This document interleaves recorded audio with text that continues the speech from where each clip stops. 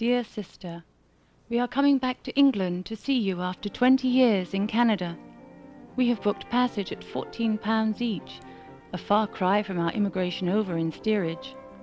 We are travelling on the Canadian Pacific liner, the Empress of Ireland, leaving from Quebec City May 28, 1914, and we will be arriving in Liverpool around June 3rd.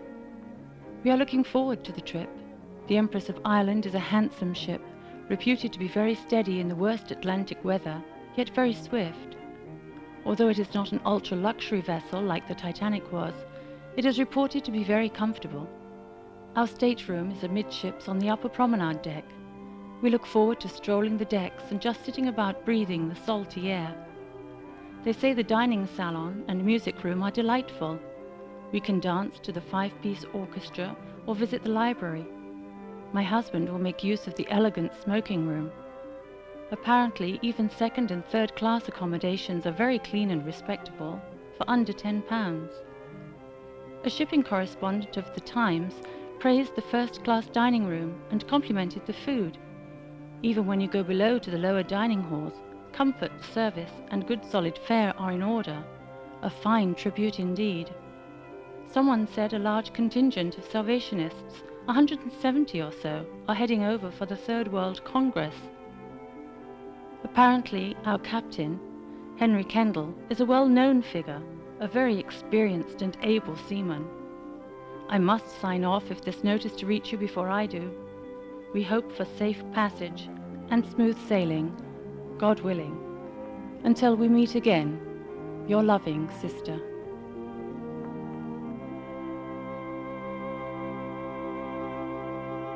The Empress of Ireland never reached its port.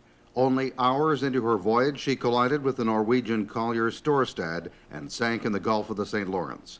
Reunions never happened. Families were torn apart. Over 1,000 lives were lost in a tragedy that rivaled that of the Titanic. A grim pillar tolls a mass grave in Rimouski, and similar monuments in Montreal and Toronto lament the dead. The shipping world watched in horror. The public demanded information and answers. Confused stories unfolded, riddled by contradiction. What had happened? After the initial shock, a court of inquiry was formed to establish the truth. The ships spotted each other 3 miles apart. The Empress upriver, the Storstad down. A fog blanketed the waterway, and tales of altered courses and confused signals conflicted. Were the running lights green? Were they red? Had signals been misinterpreted? Who was responsible? Too many questions unanswered.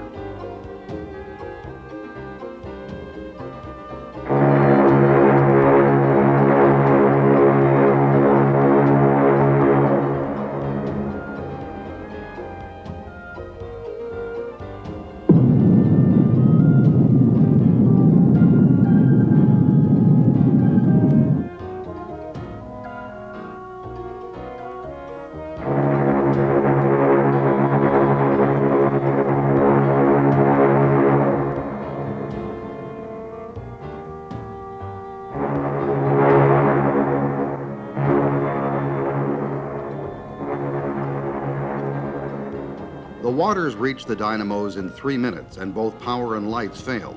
The passengers who hadn't been on the ship 12 hours struggled in the dark. Some had not even felt the impact. Terrified people were thrown from their beds as the ship listed to starboard. Waters rushed in. The Empress sank in 14 minutes.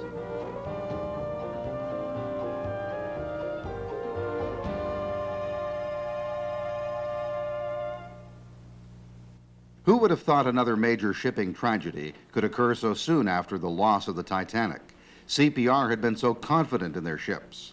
The Empress of Ireland had been an impressive liner designed to be competitive in the lucrative transatlantic trade. Along with her sister ship, the Empress of Britain, she was built in Scotland by the esteemed Fairfield Shipping Company. Both ships were fully inspected and approved from drawing board to sea trials. They were twin-screw steamers of 14,000 tons, 550 feet long, and were able to draw 27 feet of water loaded. The sisters made their maiden voyage within weeks of each other.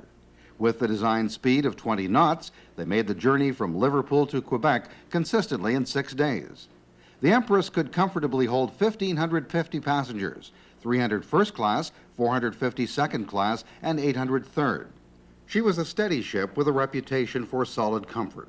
There were 2,200 life jackets on board, more than enough for the 1,400 people who sailed on her final voyage. The number of passengers that the ship could carry was determined by the capacity of her lifeboats rather than the number of berths or beds. The Empress carried 16 steel lifeboats, 20 Engelhart collapsible, and 4 collapsible Berthon boats.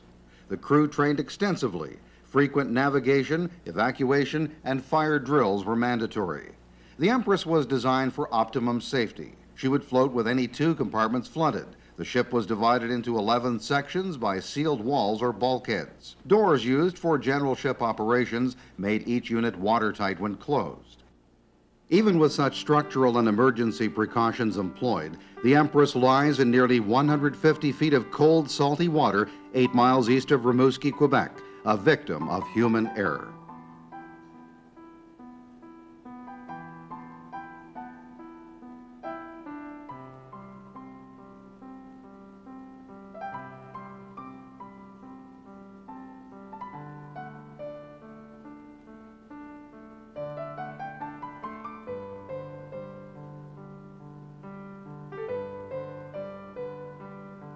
A Canadian court of inquiry was established to review the incident thoroughly. Although he remained on the bridge as the Empress sank beneath him, Captain Kendall survived the ordeal. He was thus able to present his accounts of the events to the court.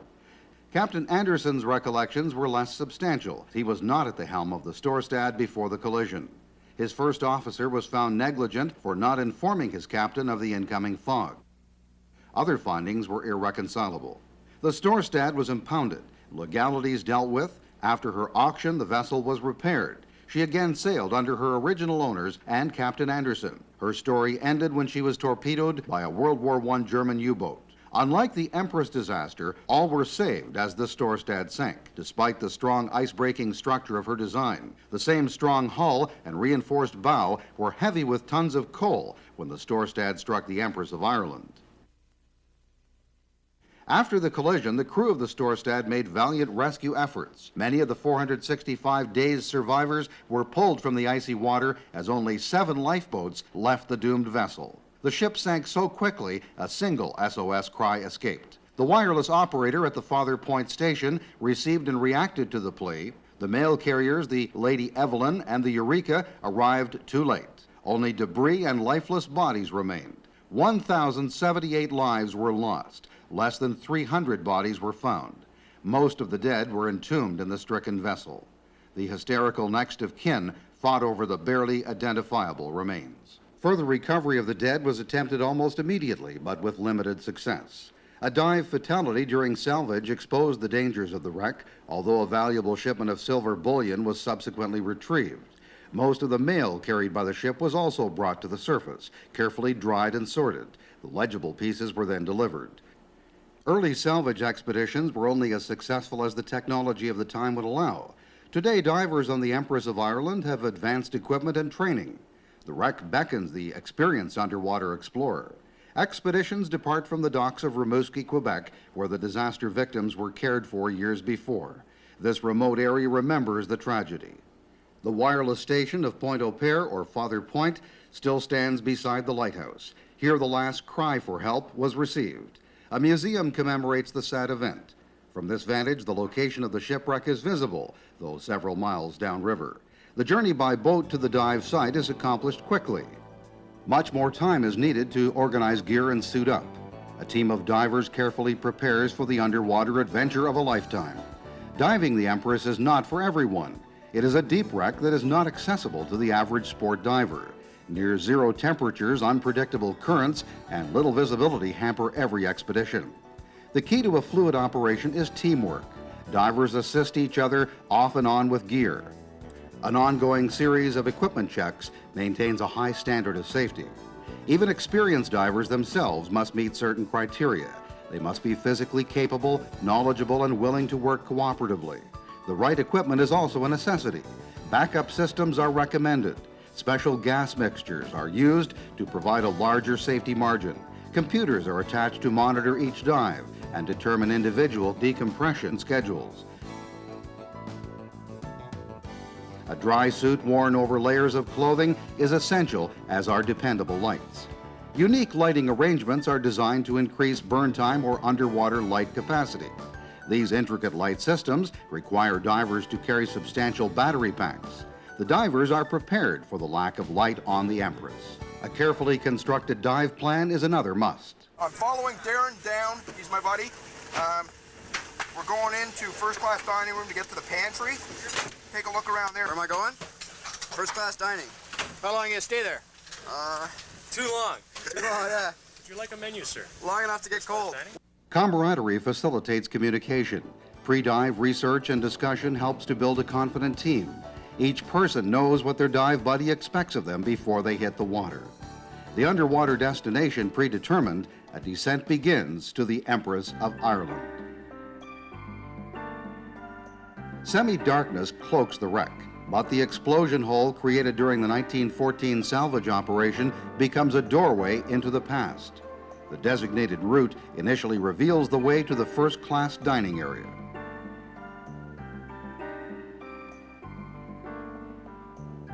Once elegant and ornate, little remains of former dining splendor.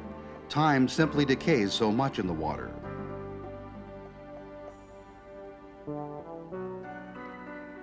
Only table bases and brass posts cling to the deck.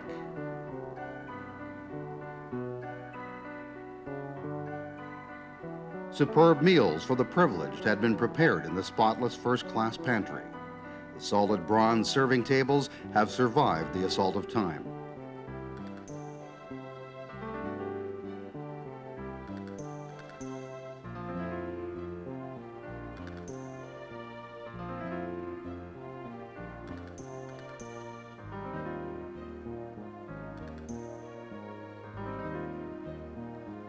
Most materials succumb to the effects of salt water and usually corrode or rot.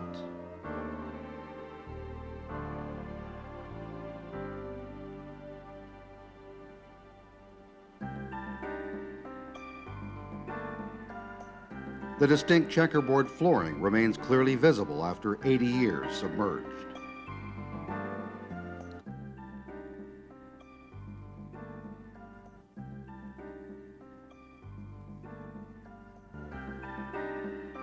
The comfortable first-class cabins have not fared so well. The sturdy dressers and beds seem to have disappeared. Emptiness reigns. The trappings of elegance have fallen from the walls, leaving the framework of the hull exposed. Loose wires and cables are deadly garrots for the careless explorer.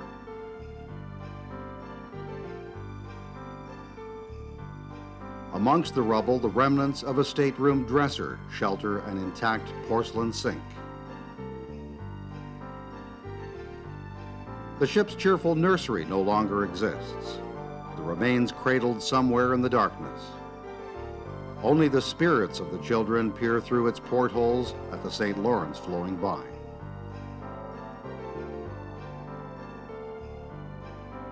Tired chairs cower beneath layers of ghostly silt.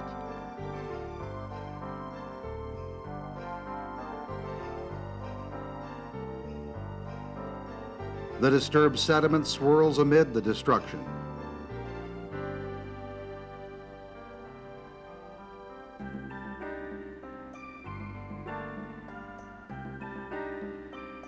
The magnificent grand staircase, crafted to endure, also has collapsed. The bottom step and corner post stubbornly resist obscurity.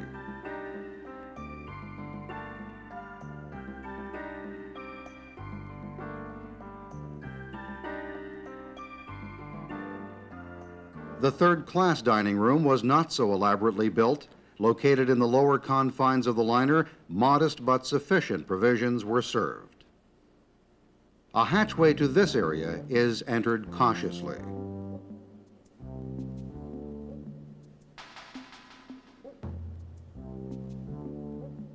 Even experienced divers may hesitate. Those who have studied the ship's plans still find it easy to become disoriented. Lights illuminate the blackness. When their lights failed, third-class passengers had little chance of escape. water rushed through open bulkhead doors, the hallways and stairways were unfamiliar, these people were doomed.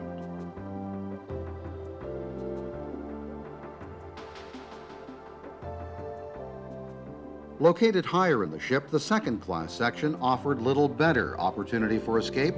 Here, unsuspecting passengers enjoyed their last meal. The second-class pantry closely resembled that of the first. The same immaculate tables bear the proud name of the manufacturer. Who remembers the names of the dead? A broken plate embalmed in the rust bears mute testimony to the lost.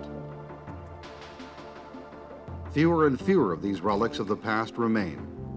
The wreck concedes to the indifferent forces of the St. Lawrence. As portions of the Empress continue to settle into the riverbed, what is left slowly deteriorates. Glass shards of shattered beer and wine bottles litter former storage areas. More signs of destruction are found outside the wreck.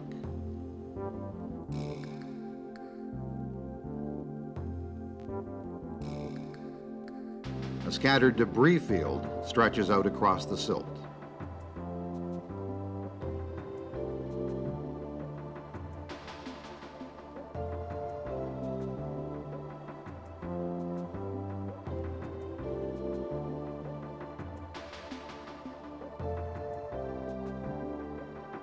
Amid the chaos, some features are still identifiable.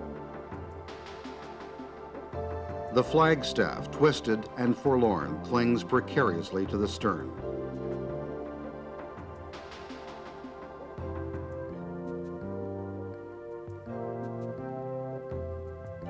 Opaque light silhouettes the massive hull rising from the deep. The smooth lines of the stern have vanished.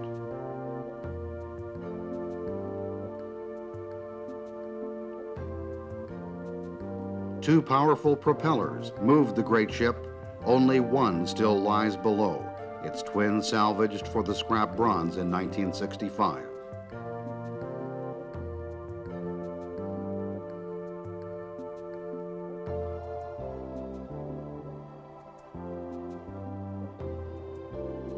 The lone starboard propeller or screw is a silent sentinel, half submerged in the fickle, shifting river bottom. Why have so few heard of the wreck of the Empress of Ireland?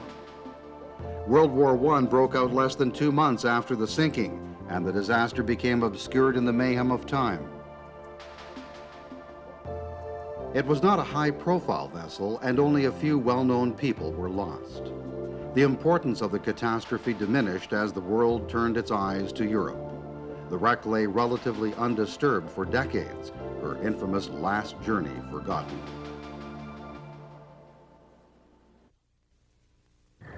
Those who explore the Empress of Ireland remind Canadians of her existence and demise. These same divers meet the challenge of lengthy, difficult decompression in swift currents and frigid waters.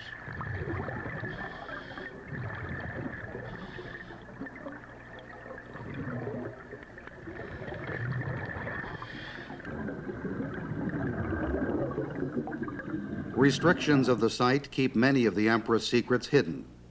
Divers have explored only a small portion of the remaining structure. The top 2 decks have totally collapsed. Some areas have become inaccessible. For now, even with the most up-to-date technology, visitors have been limited in their search for information.